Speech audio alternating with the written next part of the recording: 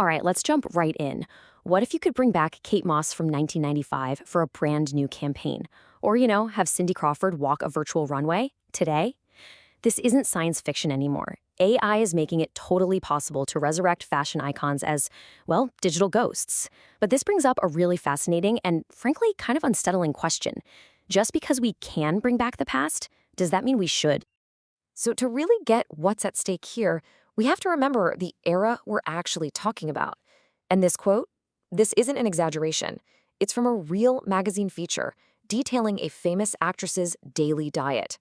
Just think about that for a second.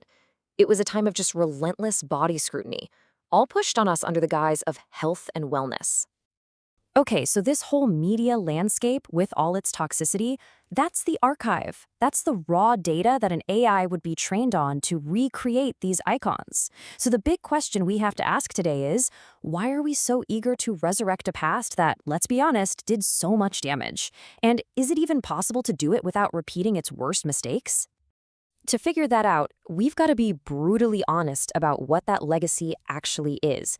Before we can even touch on the future of this tech, we really need to confront the reality of the past that it's built on. Now, what's so wild about this quote? It isn't from some historian. It's from a Reddit user just remembering how these magazines made them feel. Back then, the media would literally zoom in on a single body part, like Mariah Carey's incredibly strong legs, and call it a flaw.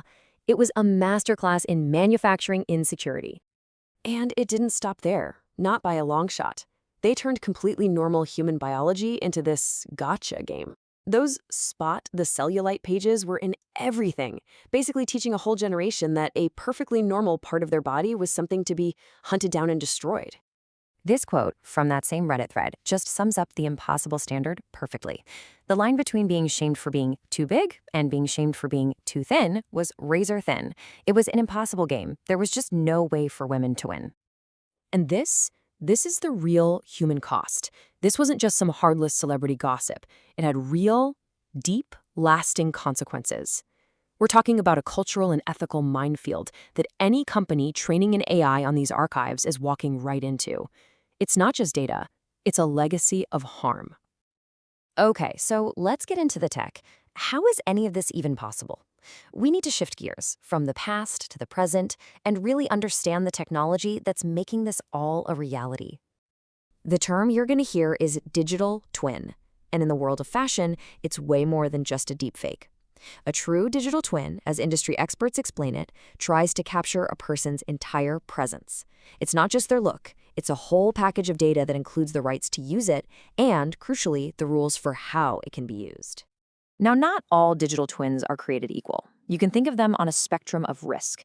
On the safe end, you have a simple lookalike, a new face that just kind of reminds you of an era. Then you step up to an authorized likeness, made with full permission.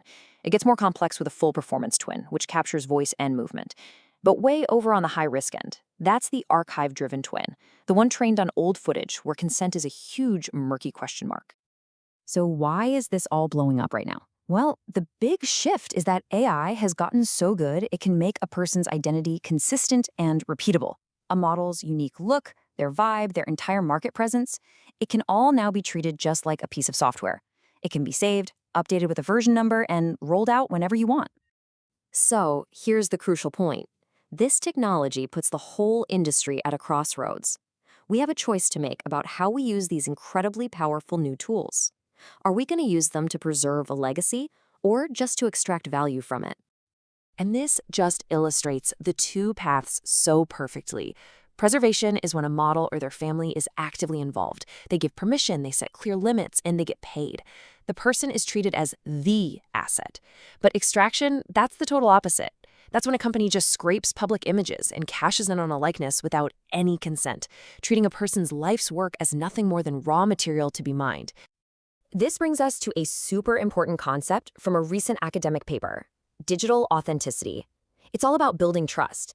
It means making sure that any digital recreation is accurate, it's credible, and it has a clear, transparent origin story, like who made it, with what data, and whose permission did they have. And this is really the core question, isn't it? I mean, when we preserve a historic building, we have all these rigorous standards to make sure it's done authentically and respectfully. So why on earth would we treat a human being's identity and life's work with any less care? A person's legacy is a form of cultural heritage. All right, let's build on that.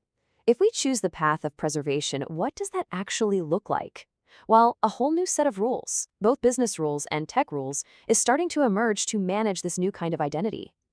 First up, the business models have to change. Instead of just a one-time fee, we're seeing stuff that looks a lot more like software licensing. So a brand might license a twin for one specific campaign or pay a premium for exclusive use for a whole season. This makes sure the model or their estate gets compensated fairly and on an ongoing basis. But, contracts alone are not enough. The technology itself needs to have guardrails built in. Think of it like this.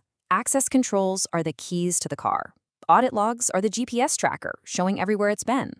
Digital watermarks prove it's the real deal and not a fake. And maybe most importantly, you need guardrails to keep it from going off-road into weird territory, and a big red off switch to just shut it all down in an instant. The number one rule that all the responsible platforms are adopting is incredibly simple. No authorization, no twin. Period. Consent has to be the absolute, non-negotiable foundation for all of this. So, as we start to wrap this up, we kind of come full circle. We have this amazing technology that lets us reach into the past and pull these iconic figures into our present. But how we do it is going to define our entire digital future. At the end of the day, the technology itself is neutral. The value or the damage really comes from our intention. A digital twin could be this powerful creative tool to honor an aesthetic, to extend a legacy, or it can become a cheap content mill, just endlessly churning out synthetic images that devalue the very person it's supposed to represent.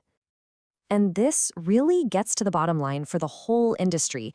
In this mad dash to build the most powerful AI, the real winner isn't going to be the company with the most data.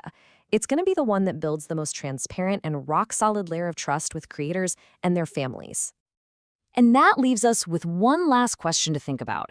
As our lives get more and more digital, what's going to matter more? The power to generate an infinite legacy?